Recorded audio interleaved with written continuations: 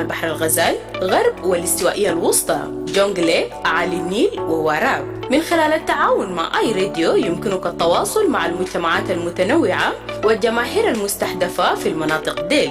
مشاركة المجتمع. الشراكة مع آي راديو بتعني التعامل مع مجتمعات على مستوى الشعبي. رسالتك حتوصل للمستمعين في مواقع مختلف، مما يعزز التفاعلات الهاتفة ويزيد الوعي بعلامة تجارية. التغطية الشاملة مع محطات في مواقع استراتيجية زي الرنج، ملكال وباليت. بتوفر آي راديو تغطية شاملة بتصل إلى كل من المراكز الحضرية والمناطق الريفية. بتضمن شراكتك مع آي راديو الرؤية عبر منطقة جغرافية واسعة. ما تفوت فرصة توسيع نطاق رسالتك باستخدام آي راديو. شارك أو أعلن معنا الليلة وخلي صوتك مسموع في جميع أنحاء جنوب السودان. تكون فيه خليك مع آي راديو وأنا تكون في جنوب السودان. شكرا لكم مستمعين الكرام لصغة بتاعكم الكبير في آي راديو من حيث الأخبار والمعلومات. صغة بتاعك في آي راديو ذات من صغة الصحفيين عشان يلتزموا بنشر أخبار وبرامج الموزونة، ذات مصداقية للإعلام والتصغيف والترفيه. نتيجة للكلام ده وصل عدد متابعين آي راديو لأكثر من 17 مليون نفر في فيسبوك حسب مقاييس فيسبوك في Live from Juba, on air and online. This is iRadio News. Hello, good morning. This is iRadio News. First, here are the headlines. South Sudan Drug and Food Control Authority has said it will address escalating public concerns regarding Nestle infant formula products following international reports of specific batches being recalled due to possible contamination. The governor of Eastern Equatorial State has called on communities to unite and work together to maintain peace and stability across the state.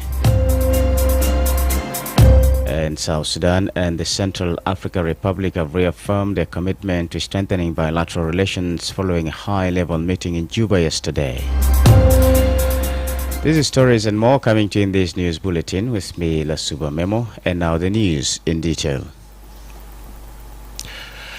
The South Sudan Drug and Food Control Authority has said it will address escalating public concerns regarding Nestle infant formula products following international reports of specific batches being recalled due to possible contamination. The move comes after a South Sudanese parent raised an alarm over S26 baby milk formula, claiming his child developed a rash after consuming the product. This local incident coincides with a global withdrawal of certain Nestle infant milk brands. The South Sudan National Bureau of Standards confirmed it is working closely with the Drug and Food Control Authority to investigate the health concerns. Speaking to iRadio, Ashjan Paulino Edward, the Director General for Technical Operations at the South Sudan National Bureau of Standards, he stated that the two institutions are in thorough consultations and will soon release a joint statement. According to Ashjan, the information regarding the recall reached South Sudanese authorities through the Codex Forum, an East African food safety platform, and was subsequently circulated through South Sudan's own food safety forum. Once the alert was received, immediate contact was established between the Bureau and the Drug and Food Control Authority. As Jan emphasized that while the Drug and Food Control Authority holds the primary mandate for infant products, the Bureau of Standards is equally committed to ensuring consumer safety. As John acknowledged that S26 infant formula, one of the products cited in international recall notices, is widely distributed and sold across South Sudan. The forthcoming joint communication is expected to clarify whether any specific batches currently on the South Sudanese market will be officially recalled or subjected to further regulatory measures. The governor of Eastern Equatorial State has called on communities to unite and work together to maintain peace and stability across the state. Governor Luis Lobong Lejore made the call while addressing worshippers during the centenary celebration of Polotaka Parish in the Magui County on Sunday. He described insecurity as a shared concern and said the state government continues to address threats to peace through dialogue, community engagement, and peaceful means. The governor appealed to residents to support government efforts, assuring them that the authorities remain determined to protect lives and property. Governor Lobong further appealed to the public not to allow criminal elements and so-called spoilers of peace to undermine stability, saying that the government intervenes immediately whenever attempts are made to incite violence or destabilize communities. During the celebration, he also called on the Catholic Church and other faith-based institutions to expand development initiatives, particularly programs targeting the youth and health services, as the church marks 100 years of service to the community. The centenary celebration was presided over by His Eminence Cardinal Stephen Ameo Martin Muller and attracted large crowds, including community leaders and government officials from across Eastern Equatorial State. South Sudan and the Central African Republic have reaffirmed their commitment to strengthening bilateral relations following a high-level meeting in Juba yesterday.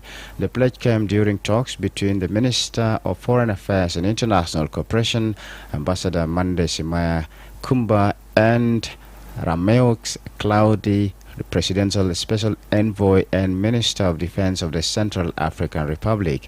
During the meeting, Minister Kumba briefed the Central African Republic Presidential Envoy on the current political, security and economic situation in South Sudan, while both sides exchanged views on developmental projects and other issues of mutual interest.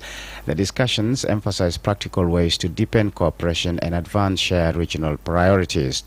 The meeting was attended by the Minister of Roads and Bridges, Peter Lamboth, then the Secretary of the Ministry of Foreign Affairs and International Cooperation, Ambassador Agnes Adlino Orefa Oswaha, along with other senior government officials.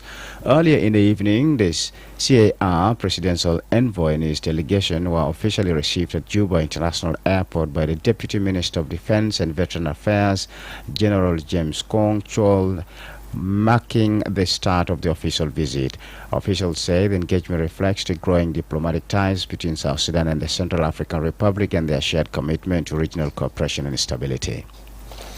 This is iRadio News. Now to the international scene. Let's begin in neighboring Uganda, where the citizens there are heading toward a highly anticipated general election as political parties, candidates and electoral authorities begin preparations for the next polls.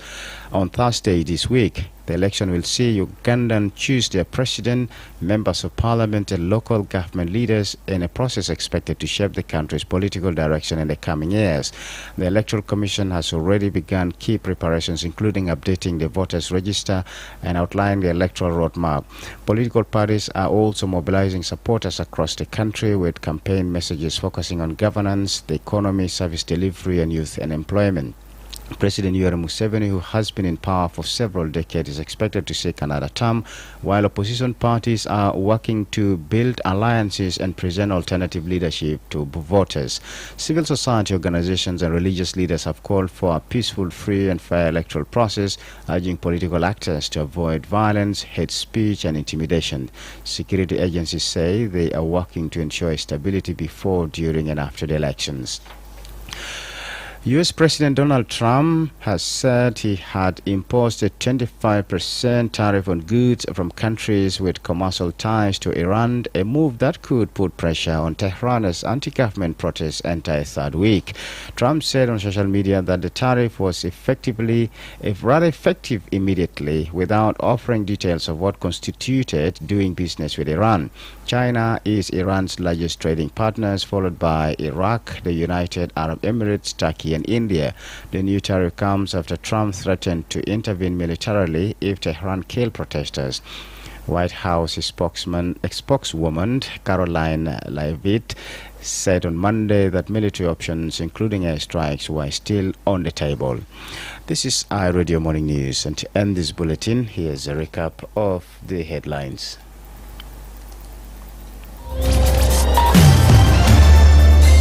مباشر. The South Sudan Drug and Food Control Authority has said it will address escalating public concerns regarding Nestle infant formula products following international reports of specific batches being recalled due to possible contamination. The governor of Eastern Equatorial State has called on communities to unite and work together to maintain peace and stability across the state. And South Sudan and the Central African Republic have reaffirmed their commitment to strengthening bilateral relations following a high-level meeting in Juba yesterday. That's the end of iRadio Morning News. If there is a story or an event you'd like iRadio to cover or report about, please send us a text message at +211 925 287870. It's also our WhatsApp number. Follow us on X at iRadio Juba, like our Facebook page iRadio. Subscribe to our YouTube channel at iRadio South Sudan. You can also visit our website and listen to us online at www.iradio.org. Stay tuned for the news in Arabic at 8 o'clock. I'm Lasuba Memo. Thank you for listening.